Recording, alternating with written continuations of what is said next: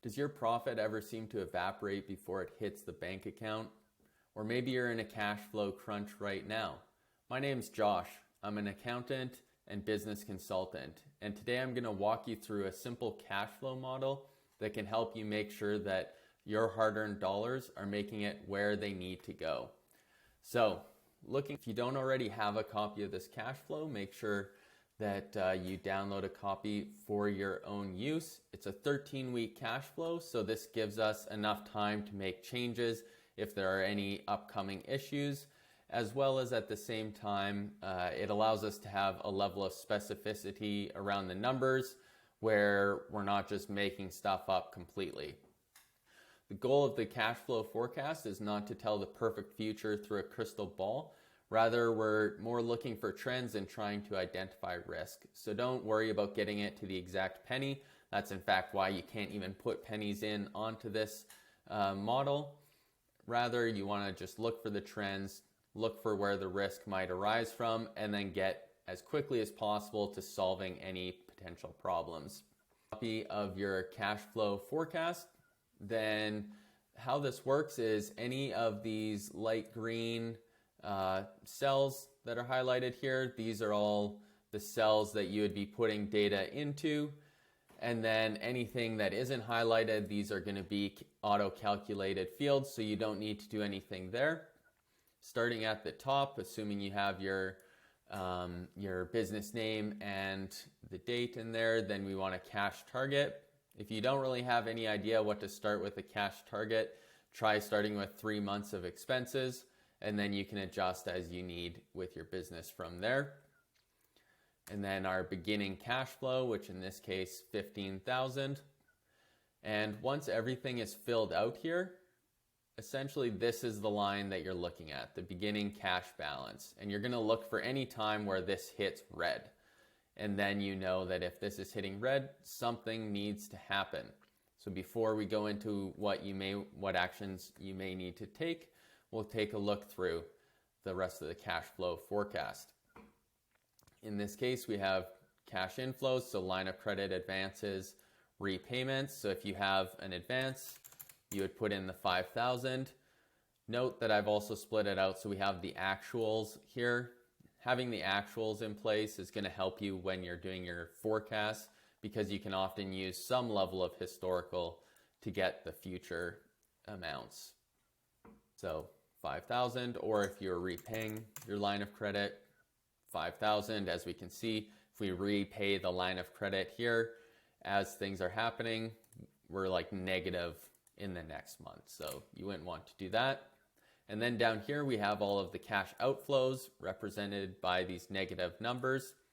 The accounts payable is being calculated below. We'll look into that in a moment. So all of these would be negative. Again, you're trying to get as close as possible to what you think, but don't worry about being exact when you go to fill these out. If you have anything that's not included in here, you can add them into the other columns. Feel free to change those as you would like. Next, you'd want to look into accounts receivable. This would come from your accounts receivable listing in your accounting system. So how many new invoices did I do this week? In this case, we had 10,000 in new invoices. And then the estimated collection. So whenever you put in new invoices, so say 10,000 here, you're going to want to put in your estimated collection of the invoice date. Sometimes, depending on how your customer base is made up, customers can be easier. It can be easier to break out by customer if they have very large amounts and you know roughly what their repayment terms are. Then we could have customer 2. We know they always pay within a week, so it's 10,000. Or maybe we know that customer 2, they take like a few months to pay us. So we'll put it way out here. That's when we'll collect on this customer 2.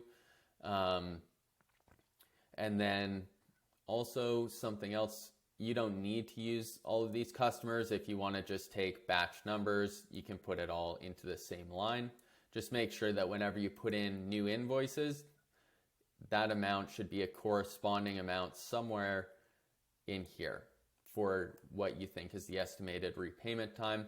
Often this is one of the things that's most difficult on a cash flow forecast is you don't know when the cash is going to come in.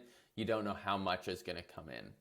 But by getting it on the cash flow forecast, we at least have somewhat of an idea. We can plan our expenses around when those come in. We can plan our repayment of accounts payable around when these invoices may come in. And over time, we can really dial in our sales and collection process to make sure that we have lots of work coming in the door and we figure out a way to get fairly consistent payment. So once you have accounts receivable good, the next is your accounts payable, and this is a similar idea. New invoices, 5,000, and invoices paid out. So you always want to have your, when you have put an amount in this line, there should be a corresponding negative amount down here to represent the repayment. This one also you could break out into suppliers if you wanted, and if you knew that you had major suppliers and you have them on different repayment terms, like if some suppliers are repaid on 15 days or some are on 30, you could break those out as well. And then once you filled everything out, you would take a look at this line up here, and anything when it's green, you know it's good. When it's red, you know that times are a little tough and some kind of action may need to happen. Now this action could include getting your sales and marketing up, so making phone calls and getting your name out there, just getting more sales in the door. You may need to make collections calls if your accounts receivable balance is really getting high. You know that, hey, we need to go and collect on some of this money. You may want to make it also easier for your customers to pay, so you give them options around accounts receivable, make it so they can pay with credit card, maybe pre-authorized debit, something like that.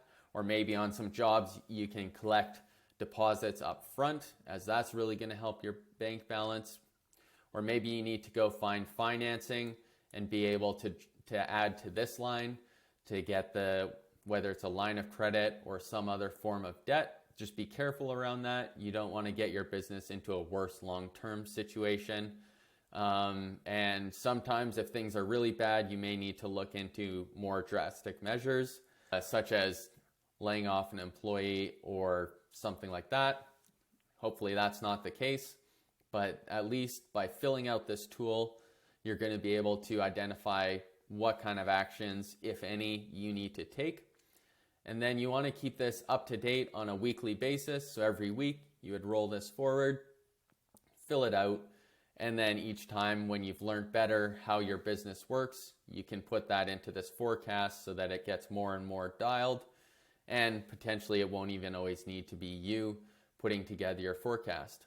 So if you have any questions on how to put together this cash flow forecast, be sure to reach out, and I hope this tool helps you build a better business. Happy business building.